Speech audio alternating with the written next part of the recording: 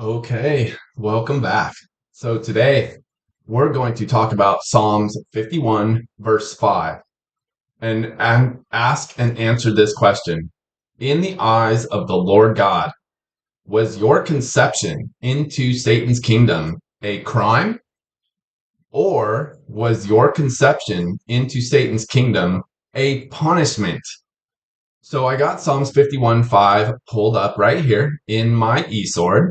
And he says, Behold, I was shapen in iniquity, and in sin did my mother conceive me.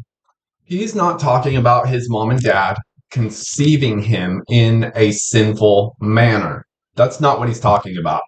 All we have to do is look at H2399, and it's going to be this word in sin right here and see what the definition is. There's 2399 right there, and it says a crime or its penalty. Now, I like using the word punishment because it's the exact same thing as saying a penalty. Okay? So he's saying, in the eyes of the Lord, his conception was either a crime or it was a punishment. See the difference? In sin did my mother conceive me. He's saying, in a crime did my mother conceive me, or in a punishment did my mother conceive me. And a crime and a punishment are two vastly different things. They are not the same at all. Okay, so there we go. So in sin did my mother conceive me, a crime or a punishment. So David was saying, in the eyes of the Lord God, David's conception into Satan's kingdom was either a crime or it was a punishment. And there was no third option. Okay, it's either a crime or a punishment. And he was not saying it was both because it's a one or the other. Okay, and it can't be both because that is what or means. All right, one or the other. So let's just talk about myself for a minute. All right, I'm just going to talk about myself personally because if it's true for David, it's true for myself also. So the Lord God considers my conception, my personal conception into Satan's kingdom a crime or a punishment. So the Lord God considers my conception into Satan's kingdom either a crime, which is a criminal act to be born into this world, or the Lord God considers my conception into Satan's kingdom a punishment from the Lord to be born into this world. It's one or the other. It can't be both.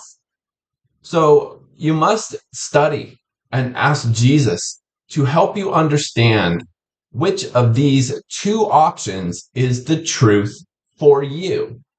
Was your conception a crime or was your conception a punishment?